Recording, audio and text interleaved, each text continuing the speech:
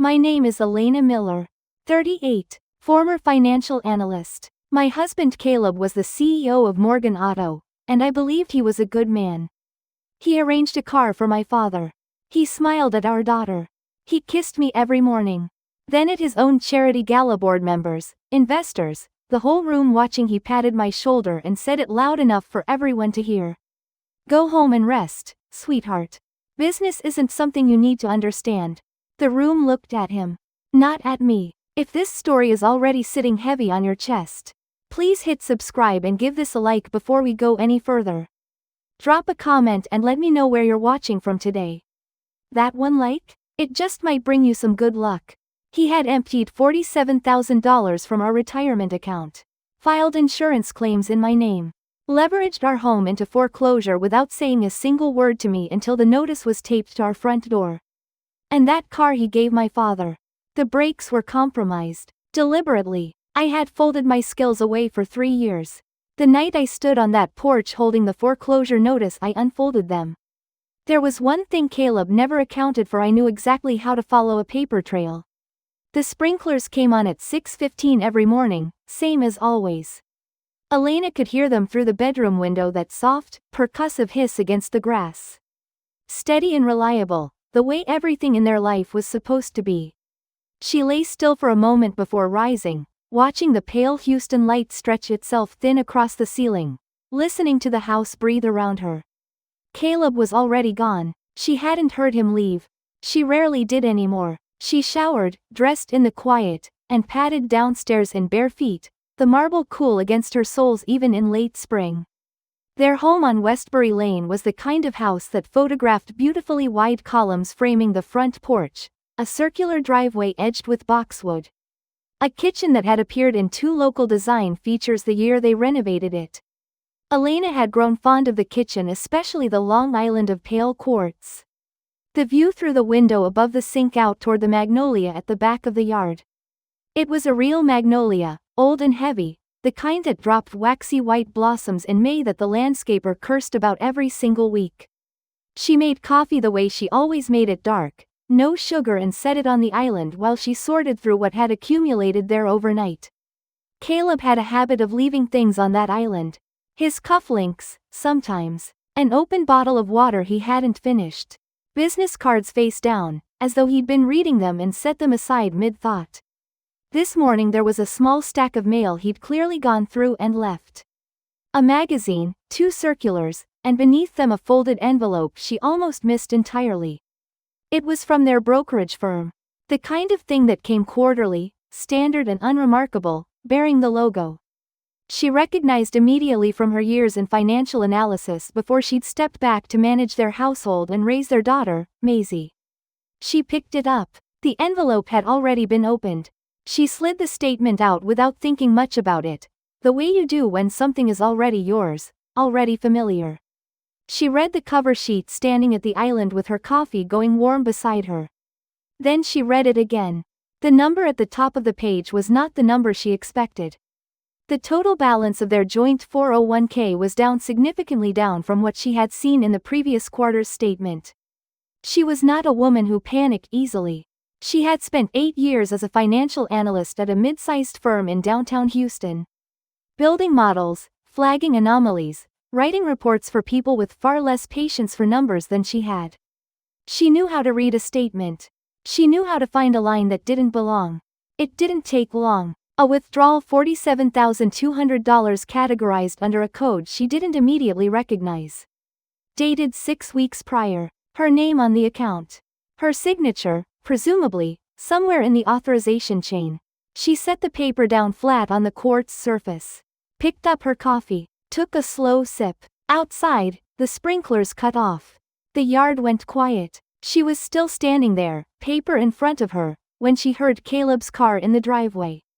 She hadn't realized how much time had passed. He came through the side door with his jacket already loosened, briefcase in one hand, phone in the other. And he looked the way he always looked when he walked in, like a man who had already won whatever argument the day had thrown at him. "You're still in here?" he said, not unkindly. "Just noting. There's a statement on the counter." He glanced at it, then back at her. "Which one?" The 401k. From Meridian. He set his phone down, came around the island, picked up the paper in that unhurried way of his, and scanned it. She watched his face. He was a handsome man, Caleb. She had always thought so, in a way that was almost architectural, all clean angles and deliberate presence. 41 years old, and he moved like a man who had never once doubted his right to be in any room he walked into. The reinvestment, he said simply. The what? He set the paper back down and looked at her the way he sometimes did when he was about to explain something patient, a fraction above gentle. The way you'd look at someone who'd asked a question that had an obvious answer. I moved those funds, Elena. Temporarily. For Maisie's college account. We talked about this. She held his gaze. We didn't talk about this. We talked about restructuring her education savings. Back in February. At dinner you were on the phone half the time with your mother. He said it without edge, just matter-of-factly. I didn't want to bother you with the paperwork. She remembered February dinner. She remembered her mother calling.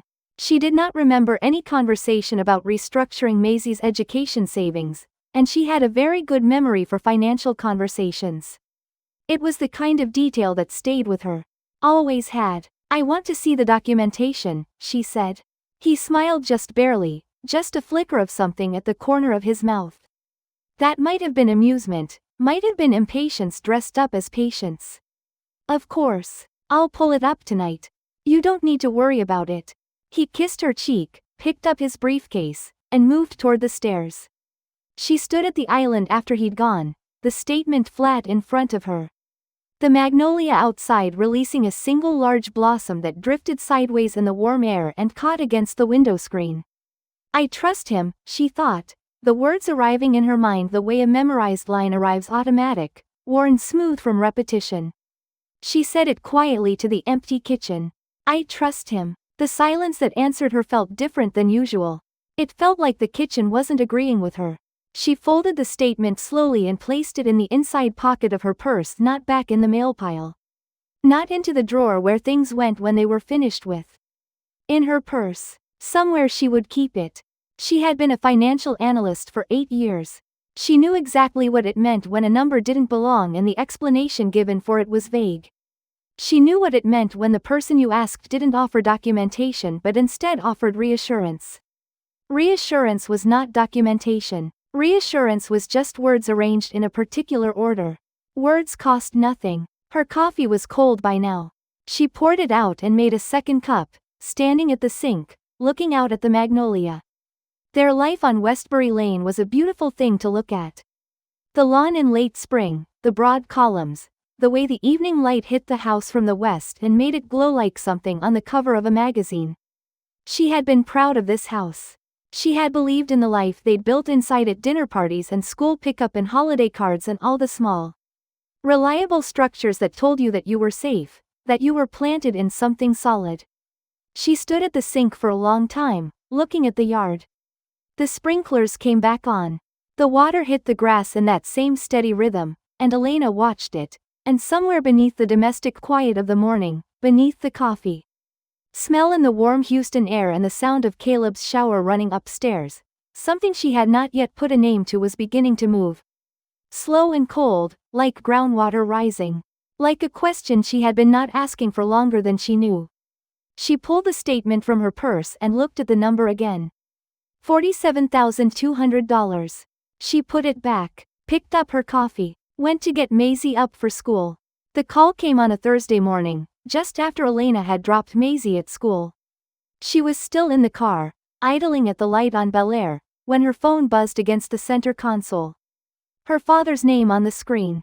Arthur Williams didn't call in the mornings. He was a disciplined man.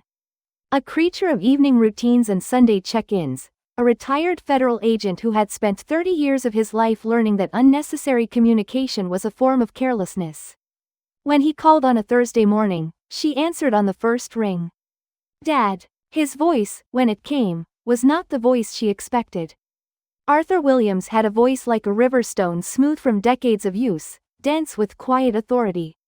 She had never once heard it shake. It was shaking now. I need to tell you something, he said.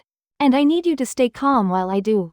The I-10 was Houston's main artery heading west, wide and merciless, the kind of highway that moved fast or not at all and offered nothing in between. Arthur had been driving out to Katy to visit an old colleague when his SUV's brakes began to feel wrong, soft, slow to respond. A strange sponginess under his foot that hadn't been there before. He'd pumped them once, twice. Coming off an overpass doing 60, the car in front of him had slowed abruptly. And Arthur had pressed the brake pedal to the floor and felt, with a clarity he described as almost peaceful, that the car was not going to stop in time. He had veered hard onto the shoulder, scraped the concrete barrier, and come to a stop in a spray of gravel and dust. Both hands locked on the wheel, heart going at a rate he admitted was unprofessional for a man of his background. "I'm fine," he said, in the flat way people say things when they are saying them primarily to convince themselves. Shaken up. The car is drivable. But Elena, the brakes on that vehicle don't fail on their own. Not like that. Not on a 3-year-old SUV. She sat at the light with her hands tight on the wheel. "Where did you get the car, Dad?" A silence. "Caleb arranged it," Arthur said carefully. "Last fall. He said he had a dealer contact. Good price. I thought," he stopped. Started again. "I thought he was being kind." Elena drove home on autopilot, the city moving past her windows without registering. She walked into the house and stood in the front hallway for a full minute before she moved toward Caleb's home office. She didn't know exactly what she was looking for. She was going on instinct, and her instincts, dormant for years beneath the routines of this household, had come back online with a sharpness that surprised her. The office was tidy. Caleb was always tidy. Papers filed, surfaces clear, the bookshelves arranged by height rather than subject.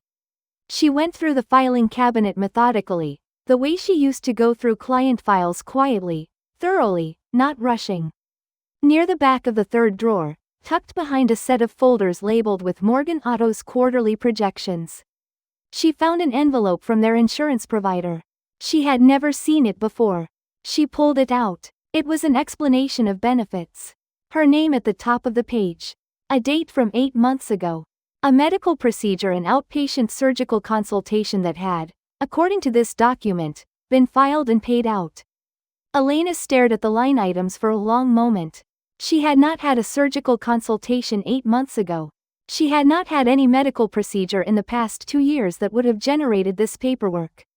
She sat down in Caleb's office chair with the document in her lap. Her identity. He had used her name, her insurance information, to file a claim for a procedure she'd never undergone. It was tidy, clean, almost elegant in the way that truly brazen fraud tends to be, not the messy opportunistic kind, but the kind that someone had thought through, planned. She made herself breathe. She put the EOB in her purse alongside the 401k statement and replaced everything else exactly as she'd found it. That afternoon, on a pretext of running errands, she drove to Hendrick's Auto on the east side of the city, a small, independent shop she'd used years ago, before she'd married into the Morgan Auto world. And suddenly everyone wanted her to bring her car to one of Caleb's dealerships. The mechanic there, a heavy-set man named Roy with engine grease permanently inlaid in the lines of his knuckles, had serviced her old Civic for 3 years running. She trusted him the way she trusted her coffee dark and her numbers balanced, because he had never once given her a reason not to. She didn't bring her father's SUV. She couldn't, not yet. But she described what Arthur had told her, and Roy listened without interrupting, which she appreciated. When she finished, he wiped his hands on a rag and looked at her steadily. "Brake fade like that on a newer vehicle," he said. "There are really only a handful of explanations. Contaminated fluid, worn pads, but worn pads don't just appear on a 3-year-old car that's been driven normal miles. Or," he paused, choosing his word carefully, "compromised lines. Which isn't something that happens by accident."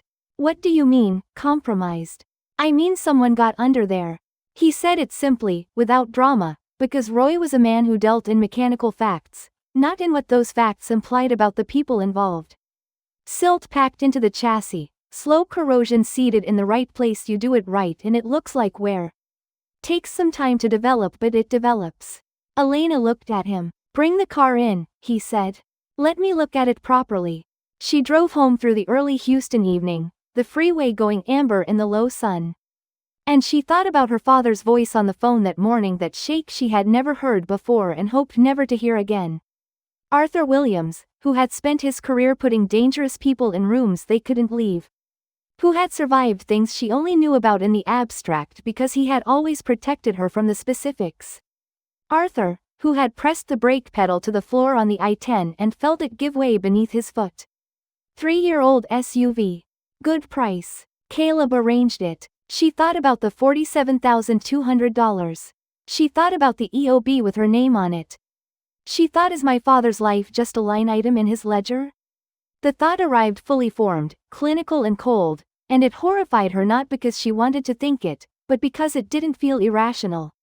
It felt like a calculation. Like a number that came out right. She pulled into the driveway of the house on Westbury Lane, sat in the car for a moment. With the engine off, watching the evening light move across the columns of the front porch. The mechanic's voice came back to her. Silt packed into the chassis. His oily hand, pointing. The even, matter-of-fact way he'd said it, as though it were the kind of thing a person encountered and moved through. Caleb, she said quietly to the empty car. What have you done? She didn't go inside immediately. She sat there in the driveway until the light was gone, until the motion sensor came on above the garage door and lit up the driveway in flat white. Until the neighborhood settled into its evening sounds: a lawnmower, 2 streets over, a dog somewhere, the low percussion of another family's television through an open window. Then she picked up her purse, the 401k statement, the EOB, the growing weight of what she was beginning to understand, and walked into the house. She made dinner. She set the table. She smiled when Maisie asked about her day. She was very good, by now, at keeping her face still. The Morgan Auto annual charity auction was held every May at the Bayou Club, a venue Caleb had chosen 3 years running because, as he put it, the right address told the right story. Elena had attended every one. She had worn the right dresses, said the right things, laughed at the appropriate moments, and been, by all observable measures, exactly what was expected of the CEO's wife: poised, attractive, economically pleasant. This year she arrived with 2 things Caleb didn't know about. The first was a small voice recorder, no larger than a lip balm, tucked inside the lining pocket of her clutch. A leftover from her analyst days, when she had occasionally attended contentious client meetings, where she wanted a record of what was actually said versus what the minutes would later reflect. She had found it in the back of her vanity drawer while looking for something else. And she had slipped fresh batteries into it with the quiet deliberateness of a woman who has decided to stop relying on memory alone. The second was the knowledge confirmed 2 days prior, when Roy had finally gotten Arthur's SUV up on the lift, that the brake lines had been deliberately compromised. Not worn, not corroded by neglect, compromised, with a specificity and a patience that Roy had described, in the careful language of a man who understood he was delivering something significant, as intentional work. Done by someone who knew exactly what they were doing. She had not told Caleb that she knew this. She had not told him much of anything in the days since that Thursday phone call. She had been quiet and domestic and entirely herself, or the version of herself he expected, and she had watched him. Which was something she had not done before with any real attention. The ballroom of the Bayou Club smelled of gardenia and recirculated cold air.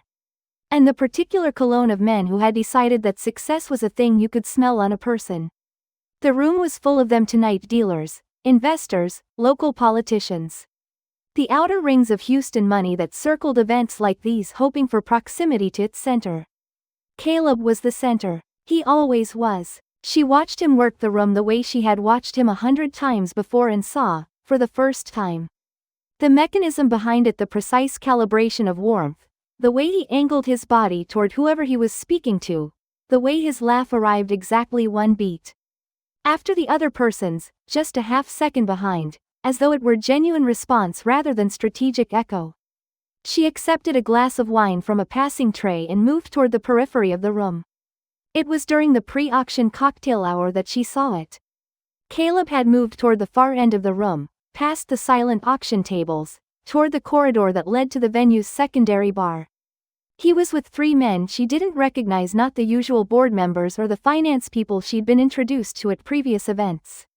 These were men who wore their suits differently, a fraction too tight across the shoulders, a fraction too new in the shoes. Men who looked like they were performing the idea of belonging at an event like this without quite inhabiting it. She moved casually in that direction, stopping to say a brief, warm nothing to the wife of one of Caleb's senior managers, keeping the clutch loose in her hand, the recorder already running. She couldn't hear the conversation clearly from where she stood, but she could see Caleb's hand move inside his jacket and emerge with a thick envelope, white, letter-sized, fat with what could only be folded currency. He passed it to the shorter of the three men with the practiced ease of a person who had made this particular exchange many times before. No fumbling, no hesitation. The man took it without looking at it and slid it inside his own jacket with the same practiced ease, and then all four of them laughed about something. And the laughter looked entirely natural, which was perhaps the most unsettling thing about it. Elena turned away before any of them could notice her watching. They found her moment an hour later, during the auction itself, when the bidding on a restored, '67 Mustang was drawing most of the room's attention. She moved close enough to Caleb that a conversation between them would look natural, and she touched his arm and asked him, her voice quiet and pleasant, about the car that had been sold to her father last fall. She framed it carefully, not as accusation, just as inquiry. She wanted to know the car's service history. She was asking about it for insurance purposes. Caleb turned to look at her. What happened next took perhaps 15 seconds, and in those 15 seconds, Elena understood something about her husband that she had not fully understood before. His expression moved through three things very quickly. First, a flicker of calculation so fast she would have missed it if she hadn't been watching for exactly this, then an arrangement of features into amusement, and then, louder and more public than any of this required, a laugh. It was the laugh that did it. Big, loose, aimed outward at the room rather than at her, the kind of laugh that wanted witnesses. Honey, he said it warmly, with his hand coming up to rest on her shoulder. You're asking me about brake pads at a charity auction. Two of the board members near them smiled in that reflexive social way. The conversation around them had dimmed a fraction, not enough to be obvious, just enough to register that something adjacent to entertainment was happening. I'm asking about the car's history, she said, keeping her voice even. Elena. He tilted his head, still smiling, and now his voice had taken on that patient, slightly elevated quality, the tone of a man explaining the obvious to someone who is making a scene where no scene is warranted. You're confused about something that isn't worth worrying about. That's okay. But this is not the place. I'm not confused, she said. Sweetheart. He said the word with a warmth that felt, to her, like a closed fist inside a velvet glove. Around them, the laughter at the auction podium covered most of this, but not all of it. She could feel the awareness of the board members, the attentive discomfort of the people close enough to hear. You've been stressed lately. I understand that, but you're making something out of nothing, and everyone here can see that. He patted her shoulder. He actually patted her shoulder. Go home and rest, he said, his voice carrying just precisely enough to reach the ears closest to them. You're confused. I'll explain everything later. She held his gaze for one long moment. His eyes were perfectly steady, perfectly warm, and entirely opaque, the eyes of a man who did not believe she was a threat to him. Who had, perhaps, never believed it. She was the CEO's wife. She was the woman who lived in the house on Westbury Lane and attended the galas and signed the documents she was asked to sign. She was not a problem. He smiled at her, then turned back to the auction, adding a bid on the Mustang with an easy lift of his paddle. And the room's attention swung back toward the podium, and the moment was over. Elena stood where she was for a breath. 2 breaths. Around her, the room moved and sparkled and did what rooms like this did. Her face was composed. Her hands were steady. The recorder in the lining of her clutch had caught every word. She thought about Roy's voice, intentional work done by someone who knew exactly what they were doing. She thought about her father, pressed against the concrete barrier on the I-10, his hands locked on a wheel attached to a car that someone had prepared for him. She thought about the envelope moving from Caleb's jacket to the shorter man's jacket with the ease of long practice. She did not go home. She stayed through the dinner course and the paddle race and the live auction and the dessert. And she spoke pleasantly to the people she was seated near, and she watched Caleb work the room until 11 o'clock, and she made note of everything she saw. She was no longer asking questions she was afraid of the answers to. She was collecting answers. That was a different thing entirely. She found it on a Monday. The weekend had passed in its ordinary surfaces. Maisie's soccer game on Saturday, which Caleb had attended in pressed chinos and a Morgan Auto polo, cheering with the authentic-looking enthusiasm he brought to everything. Sunday brunch with a neighbor couple, Karen and Dennis Whitfield, during which Elena had eaten eggs Benedict and answered questions about their upcoming summer plans with answers she had fabricated on the spot because she no longer knew what their summer plans were. She had smiled through all of it. She was very good at the surfaces by now. Monday morning she stood at the front door in her robe to collect the mail. And it was there, taped to the door rather than in the mailbox, which meant someone had placed it there directly. A legal-sized envelope, no return address, already opened at the seam. Inside, a single document, a notice of default, bearing the name of a mortgage servicer she did not recognize, referencing the property at their address on Westbury Lane. She read it standing on the front step in the early morning. With the neighborhood still quiet around her, the sprinklers on across the street at the Hendersons, a delivery truck moving slowly 2 blocks down. She read it twice with the clear, methodical attention she had once applied to financial models and quarterly reports. She understood what it said. She understood what it meant. Caleb had taken a second mortgage on their home, or something structured enough like a second mortgage that the legal outcome was identical. The property she had believed was theirs paid down over 5 years. The equity in it, something she had considered, in her quieter moments, a form of security, had been leveraged, used as collateral for something. And that something had defaulted. They were going to lose the house. She walked inside. She closed the front door behind her. She stood in the hallway for a moment in the silence and the morning light. Then she went upstairs and into Maisie's room, which Maisie had already vacated for school 40 minutes ago, leaving it in the cheerful disarray of a 7-year-old stuffed animals redistributed, a crayon on the floor, the rainbow curtains still closed against the morning. Elena sat down on the floor with her back against the side of the bed, the foreclosure notice in her lap, and looked at the room around her. The wallpaper had pink rabbits on it. Maisie had chosen it herself from a book of samples, had pointed to it with the certainty of someone who has no reason to second-guess their own desires. Elena had hung it with Caleb on a Saturday in October 2 years ago. The two of them passing a level back and forth, arguing pleasantly about whether the seams were matching properly, laughing when a section buckled and had to be redone. She remembered thinking, on that Saturday, that this was what a life was made of, these ordinary afternoons, this specific light. The rabbit paper and the level and the laughter. She held the foreclosure notice. She thought about the EOB with her name on it. The $47,200. The envelope of cash moving between jackets at the charity auction. Roy's voice. Her father's voice on the phone. I need you to stay calm while I do. And beneath all of it, beneath the layered accumulations of what she had been finding and not finding for months now, something else. A question she had been circling without letting herself land on it directly. Why me? Not why fraud. Not why the schemes and the leveraging and the compromised break lines. Those, she could map financially, could follow the logic of greed, was a known quantity, a thing with a recognizable shape. But why her, specifically? Why had a man like Caleb Morgan, CEO, charmer, a man who moved through rooms like he'd been promised them in advance, why had he chosen her?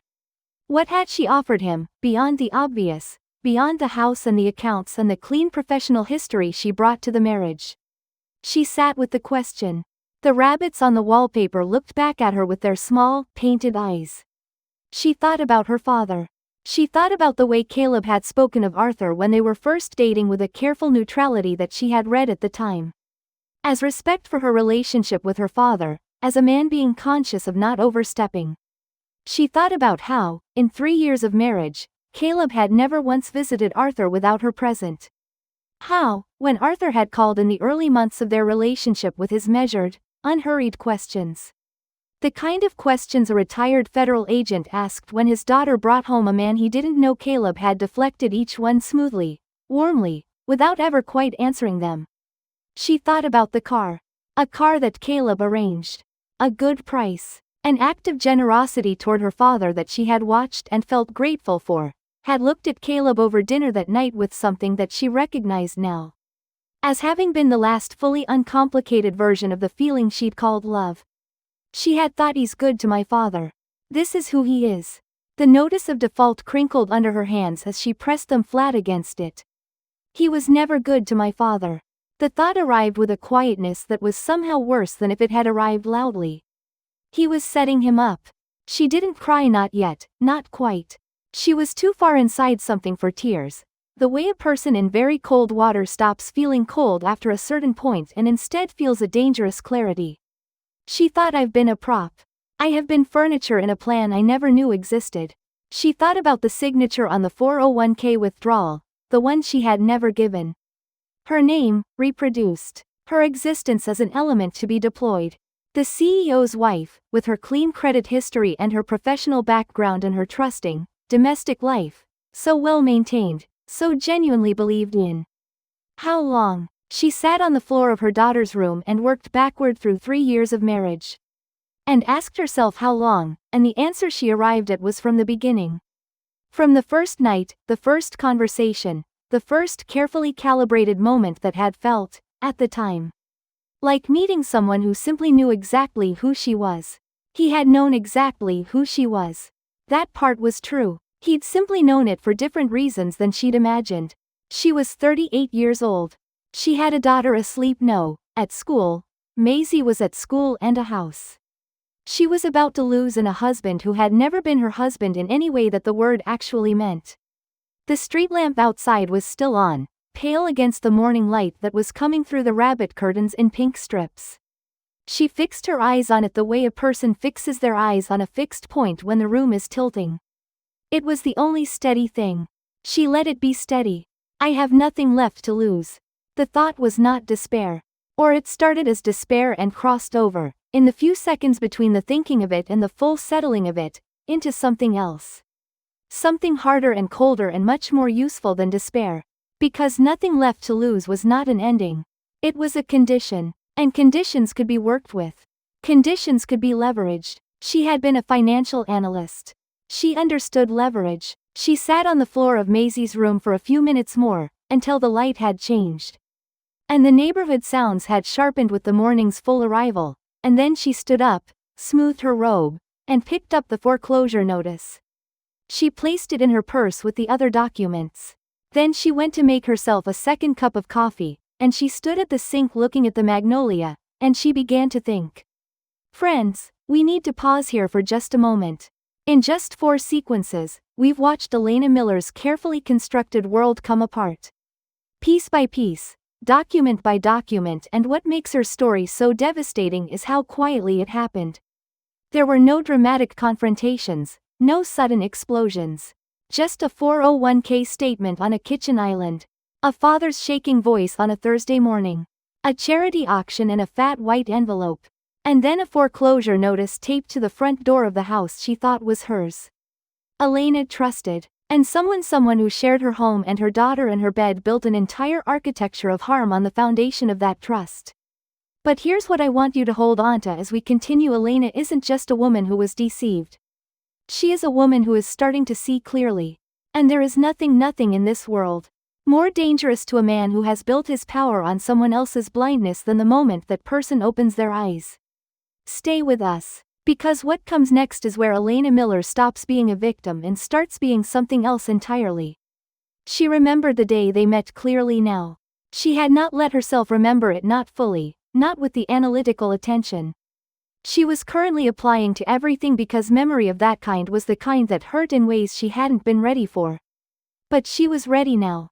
Ready in the particular way that people become ready when they understand that the past is not separate from the present, that it is, in fact, a map. It had been at a professional mixer at the downtown Houston club. The kind of event she'd attended a dozen times before without meeting anyone she remembered afterward. He had found her at the edge of the room near the window, which she'd sought out for the usual reason people seek windows at parties. And he had said something that was not a standard opening line, something specific enough to suggest he'd been watching her for a few minutes before approaching.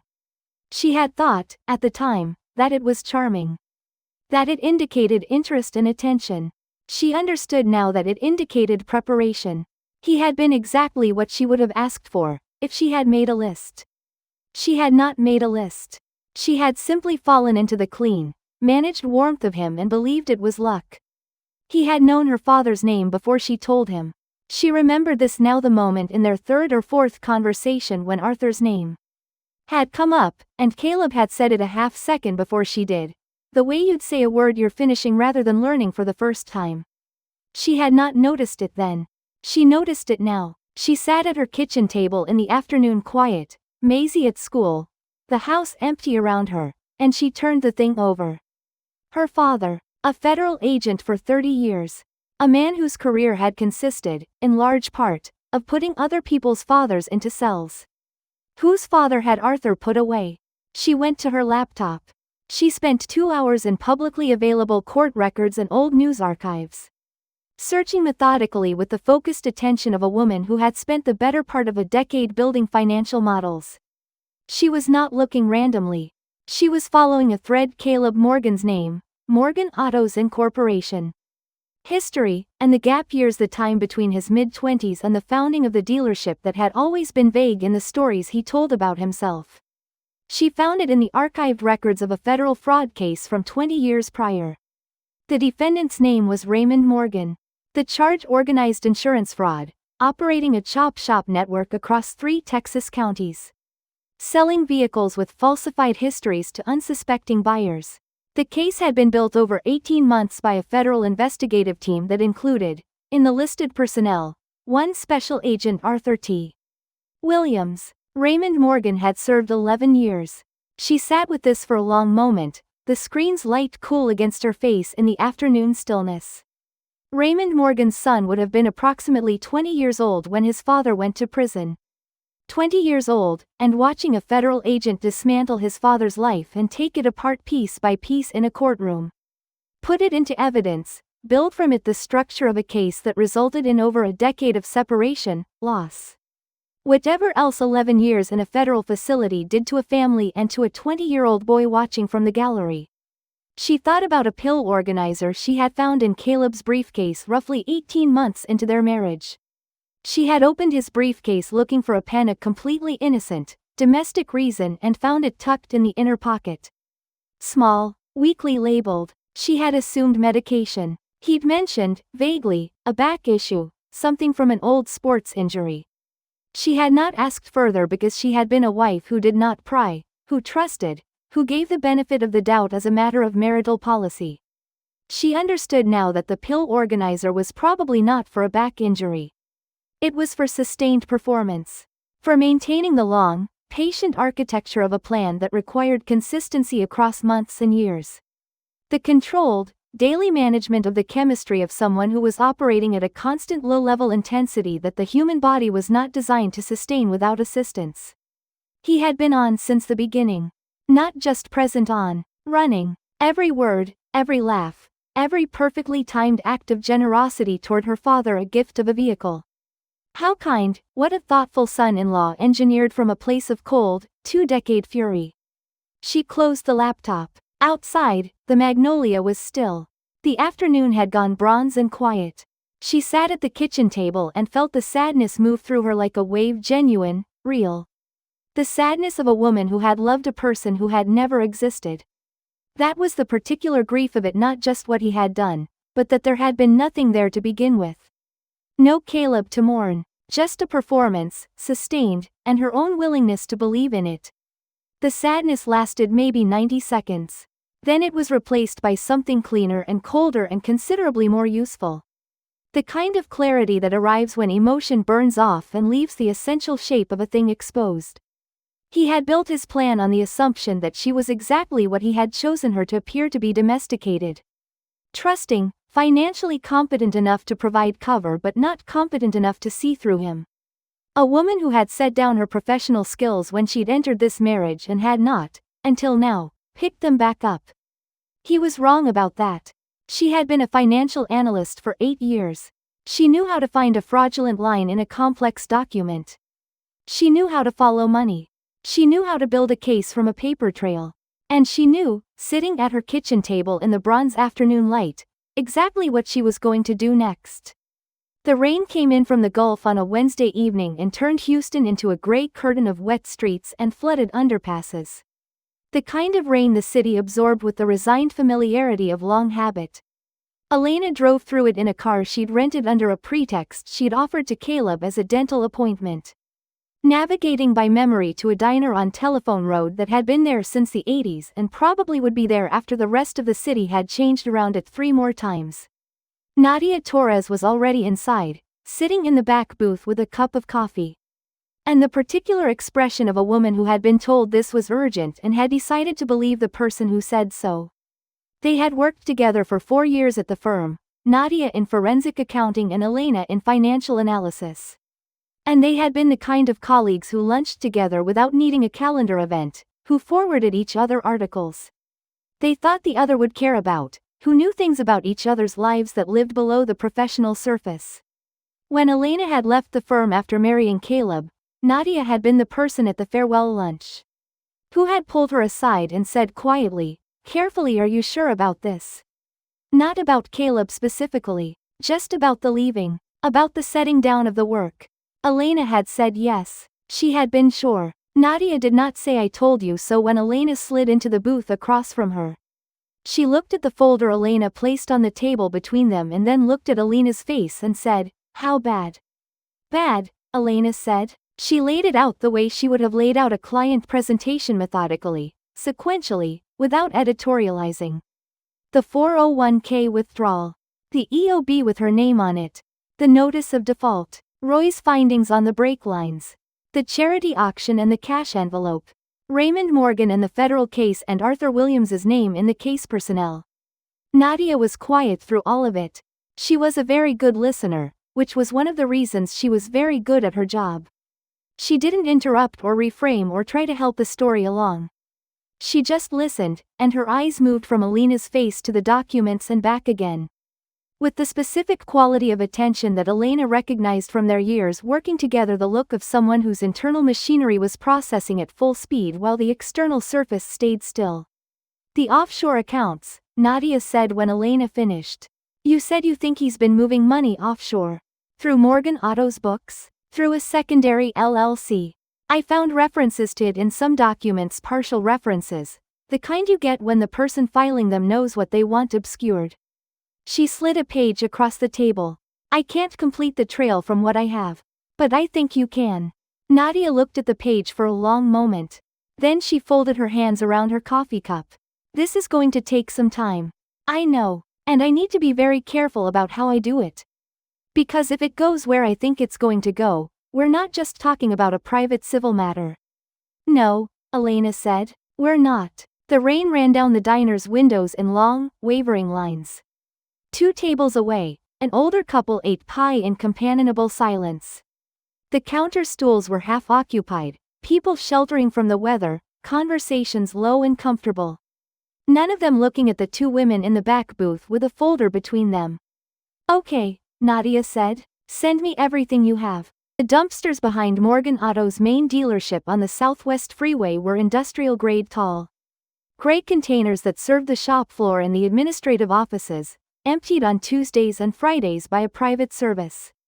Elena knew the schedule because she had been in charge of managing household vendor contracts for the past 2 years, and Caleb had, once upon a time, mentioned the dealership's waste management arrangements in the context of a property tax discussion. A detail she had filed and forgotten. Until now. She went on a Thursday morning, before the Friday pickup, in clothes she didn't care about, with a pair of latex gloves and a large waterproof bag.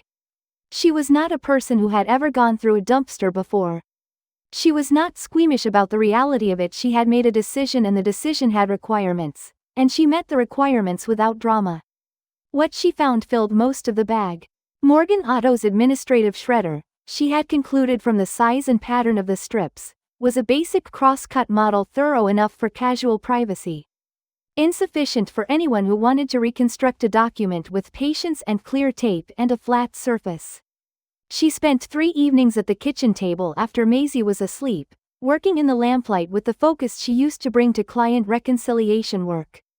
The strips were in multiple rotations. She sorted first by paperweight and color, then by visible print density.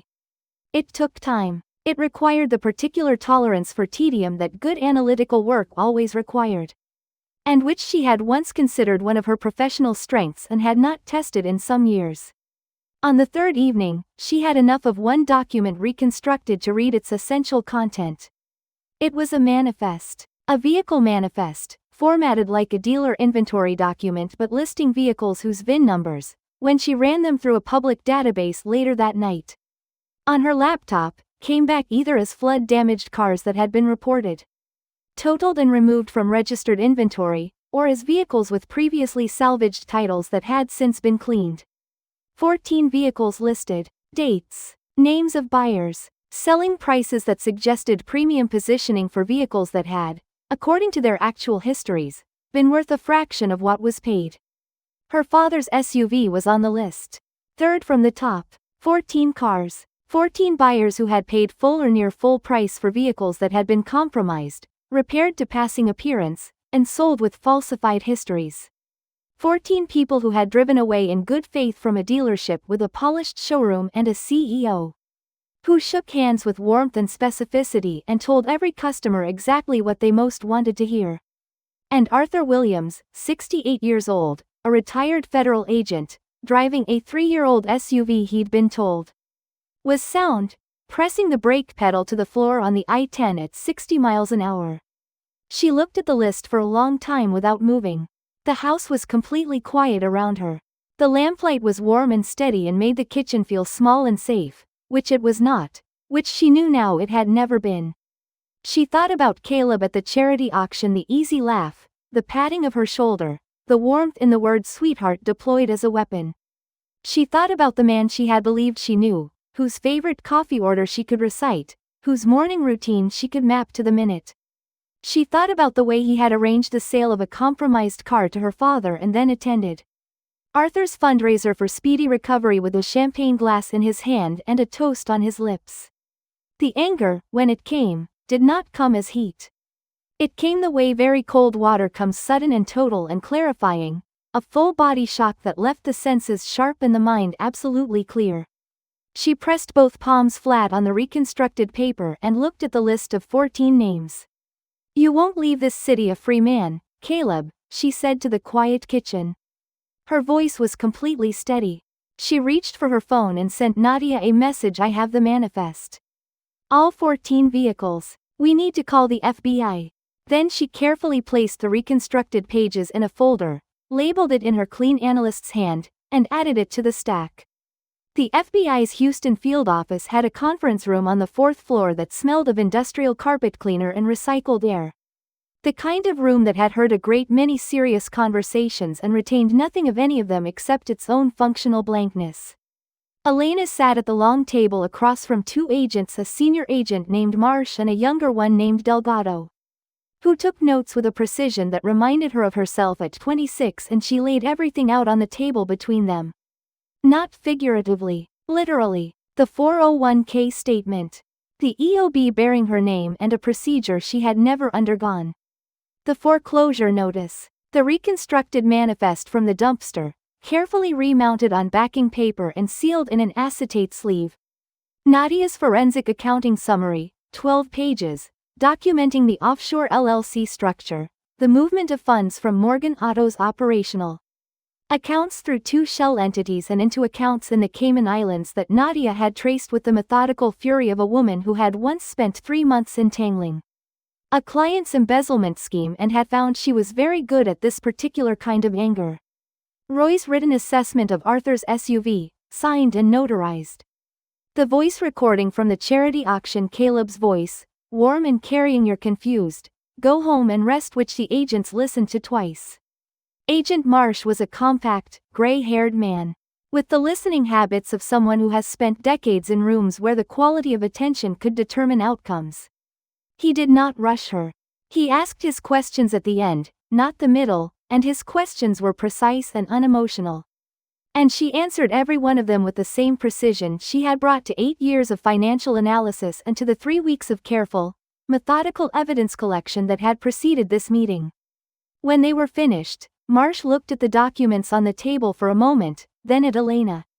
"You put this together yourself," he said.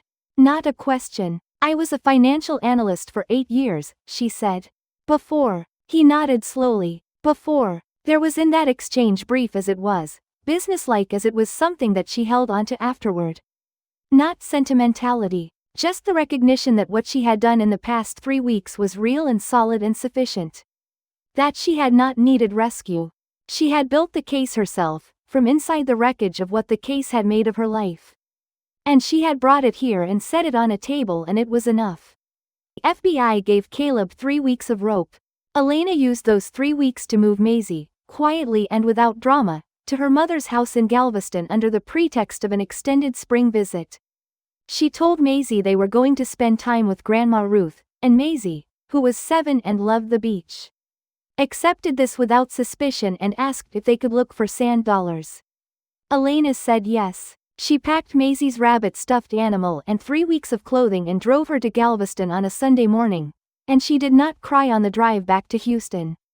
Though she allowed herself to feel, for the length of the freeway, the full weight of what it meant to be dismantling the structure of her daughter's ordinary life in order to protect her from what was coming. Then she drove back, and she went on being the CEO's wife for 3 more weeks. Caleb's grand sale, a seasonal event at the Morgan Auto flagship location, advertised as the largest pre-owned vehicle sale in the Houston metro area, had been on the dealership calendar for months. Elena knew the date. Agent Marsh knew the date. On the morning of the sale, 7 FBI vehicles were positioned in a radius around the dealership that any observer would have read as unremarkable if they weren't looking for it. Elena was not there for the arrest. Marsh had told her she didn't need to be, and she had recognized the offer for what it was. An option to be absent from that particular moment, and she had decided to take it. She was at Nadia's kitchen table in Midtown, drinking coffee, when Marsh called. "It's done," he said. She heard, in the background, the sound of radio communication and outdoor ambient noise, the texture of a parking lot and a crowd and something collapsing. Not a building. Something less tangible than a building. "Thank you," she said. She put the phone down and sat with her coffee going warm, and she thought about 14 buyers on a manifest. She thought about Roy's voice describing silt packed into a chassis. She thought about her father on the I-10. She thought about everything that had led to this specific morning. And this specific phone call, and she let herself feel it, really feel it, not the controlled version, for about 5 minutes. Then she set the coffee cup down and picked up her phone again, this time to call Arthur. The federal courtroom was a different kind of room from the FBI conference room, larger, higher ceilinged, carrying the specific gravity of a space where things were officially made real. Elena sat at the prosecutor's table as a cooperating witness, and when it was her turn, she stood and spoke in a voice that she did not have to work to keep steady, because she had been preparing for this, in one way or another, for longer than she'd realized. She presented the documentary trail the way she had been trained to present financial analysis, sequentially, specifically, without ornamentation. The 401k withdrawal, the insurance fraud, the flood car manifest, the offshore accounts. She connected each element to the next with the practiced precision of someone who understood that a case, like a financial model, was only as strong as its internal logic, its chain of causation. She named amounts. She named accounts. She named dates. Caleb sat at the defense table in a suit she recognized, charcoal, well-fitted, the one he wore when he wanted to project trustworthiness. She did not look at him often. When she did, briefly, she saw something she had never seen on his face in 3 years of marriage exposure. The look of a man whose interior architecture has become visible, suddenly and completely, to people with the authority to act on what they see. When the verdict came, it came on a Tuesday afternoon. Guilty on 14 counts of wire fraud, 3 counts of insurance fraud, 1 count of conspiracy to commit financial elder abuse, and the count that Elena had not allowed herself to anticipate fully until it was read aloud. 1 count of criminal endangerment in connection with Arthur's vehicle. She sat very still when the counts were read. She did not look at the defense table. She looked at the middle distance above the judge's bench and she heard each count arrive like something being set down heavy, irreversible, real. Behind her in the gallery, she heard Arthur exhale. Caleb was led out of the courtroom in handcuffs. She did not watch him go. She had said everything she needed to say in that courtroom, in a voice without tremor, and the case had become what she had built it to be.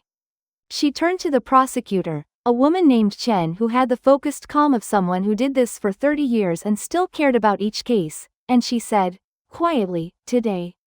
The court wrote in ink what my heart had been shouting in silence. Chen looked at her for a moment. Go home, she said. Not dismissively, gently. Elena nodded. She gathered her documents from the table and walked out of the courtroom and into the afternoon. Chicago in late September had a quality of light that Houston never quite managed. Clean and lateral, coming off the lake in long flat angles that made everything look like it had been considered and carefully placed. Elena had not grown up in Chicago. She had no particular history with it. She had chosen it the way you sometimes choose a new city, not because you were being drawn toward it, but because you are ready to move towards something that has no weight of the past attached to it, that will let you be whoever you are now without the architecture of who you used to be visible in every familiar street and storefront. The apartment was on the third floor of a building in Lincoln Square, a neighborhood of old elms and bakeries and a bookstore she had already been into twice. It was not a large apartment, 2 bedrooms. A small kitchen that got the morning light, a window in the living room that looked out on the tree-lined street below. It was nothing like the house on Westbury Lane. It was smaller and plainer, and it had exactly none of the curated surfaces that had defined her life there. None of the markers of a status she had maintained without really examining whether she had chosen it. She stood at the kitchen counter with a pen in her hand and a lease in front of her. The building manager had given her a few minutes to review it, which was a standard courtesy and which Elena, being who she was, had actually used to read the document properly. Everything was in order. She initialed where indicated, signed where required, and wrote her name, her own name. The one she had gone back to at the courthouse with the same focused attention she'd brought to everything else at the bottom of the last page. Elena Williams, not Miller. Williams, her father's name, the one she'd been born with, the one she had carried until she'd set it down in a different courthouse 3 years ago. For reasons that had seemed, at the time, like the natural next step in a life that was moving in the right direction. She pressed the pen down and signed and felt the weight of it not as loss, but as return. As something recovered. The morning after she signed the lease, before the movers arrived with the boxes she had been carefully packing in the Houston storage unit for 6 weeks. She sat on the floor of the empty apartment in the morning light. The clean, lateral Chicago light that she was already beginning to recognize, and she allowed herself a full accounting. What she had lost, what she was beginning to understand about the difference. She had Maisie, who was starting 2nd grade at the school 2 blocks away and had already made a friend in the building's courtyard, a girl named Priya, who also had a stuffed rabbit, which had struck Maisie as evidence of destiny. She had Arthur, whose voice had returned to its river-stone steadiness, whose vehicle had been replaced through the civil settlement that had folded seamlessly into the criminal proceedings, who had called her the night after the verdict and said, in his careful, economical way, you did something very hard very well and I am proud of you. She had Nadia, who had offered to consult on a pro bono basis for the families of the other 13 flood car buyers. She and Elena had identified and referred to the FBI during the investigation, and who sent Elena a text every few days that said nothing much and meant everything. She had her own name on a lease, her own bank accounts, rebuilt from the settlement funds and the restitution order, and 3 weeks of careful, detailed financial reconstruction with a forensic accountant in Houston, who had shaken her hand at the end of their last meeting and told her she was the most organized client he had ever worked with. She had a job offer, preliminary, conditional, not yet accepted, from a financial consulting firm in the Loop that Nadia had connected her to, a firm that specialized in forensic work, in finding the things that were hidden in the columns. 8 years of experience. She had not lost those years, though someone had tried very hard to make them irrelevant.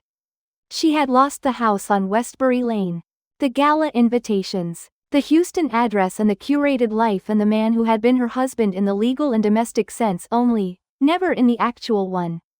She had lost 3 years of her own trust, deployed in the wrong direction.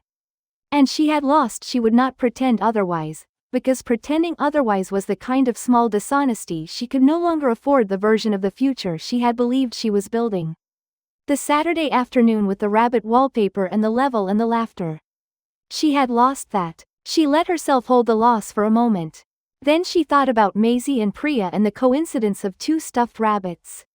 She thought about Arthur's voice, steady again. She thought about the way the Chicago light came through the kitchen window in the morning.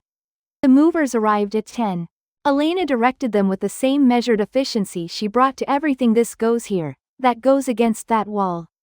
The boxes marked Maisie to the smaller bedroom, and by late afternoon, the apartment had ceased to be empty and had become, tentatively, a place where a specific life was beginning to organize itself. That evening, after Maisie was bathed and read to and asleep in her new room, with the rabbit stuffed animal positioned, by her own careful arrangement, at exactly the right angle on the pillow, Elena sat at the kitchen window with a glass of wine and watched Lincoln Square go quiet with the particular slowness of a neighborhood that doesn't hurry. She had a Medicare card for her father in the folder on the counter. She had Maisie's school registration, signed and submitted, in the same folder. She had the lease with her name on it. Small documents, ordinary documents, the kind that don't look like much until you understand that they represent the right to be somewhere, the right to have someone belong to you. And to belong to them, the right to make the next decision yourself. She was 38 years old. She had spent 3 years in a house that was beautiful and hollow, and she had built something real out of the rubble of it. And she was here now in a 3rd-floor apartment in Lincoln Square, with the lake light and the elms and her daughter asleep down the hall, and she was the only person whose name was on that lease. Starting over, she thought, looking out the window at the quiet street. People said it like a defeat. Like an admission that something had gone wrong and you were going back to a beginning you should never have had to return to. But a beginning was not a failure. A beginning was a door that you walked through of your own choosing, with what you'd learned and what you'd kept and what you'd recovered, and what was on the other side of it was not a repetition. It was something new. At 38, Elena Williams finally understood that. She picked up the glass and watched the street go quiet and let herself be, for the first time in a long time, simply present in the life that was actually hers. Friends, how did you find Elena's story today? I've been sitting with it since we started, and I have to tell you honestly, this one stayed with me in a particular way. Not because of the fraud, or the courtroom, or even the handcuffs. Those were satisfying, don't get me wrong. But what stayed with me was Elena, sitting on the floor of her daughter's room with a foreclosure notice in her lap and the rabbit wallpaper on the walls. And deciding, quietly, without drama, that she was done being someone else's blind spot. Because that's what this story is really about. Not revenge, exactly. Not even justice, though justice was served and it was earned and it was thorough. It's about a woman who had set down everything she was capable of, her training, her instincts, her own clear eyes, and then picked it all back up again when it mattered most. And when she picked it up, she didn't use it for destruction. She used it to build a case. To protect her father. To protect 14 strangers whose names were on a manifest. To give her daughter a life built on something real. We all have seasons in our lives when we set things down. Sometimes for good reasons, for love, for family, for the beautiful business of living in ordinary ways. And sometimes, in setting them down, we begin to lose track of ourselves a little. To accept versions of our lives that we wouldn't have accepted if we'd been paying full attention. That's not a failure of character. That's just being human, being trusting, being a person who wanted a good life and reached for the nearest version of one. What Elena's story tells us is this: it is never too late to pick yourself back up. Whatever you set down, your confidence, your skills, your sense of your own worth, it is still there. It doesn't go anywhere, it waits. And starting over? Starting over isn't failure. It is, as Elena discovered in a sunlit apartment in Lincoln Square, with her name on a lease and her daughter asleep down the hall, it is, quite simply, freedom. I hope this story brought you something today. Something to hold on to. If it did, please subscribe, and hit that like button. We have more stories to tell, and every one of them belongs to someone who needed to be heard. Thank you for being here. It means more than you know.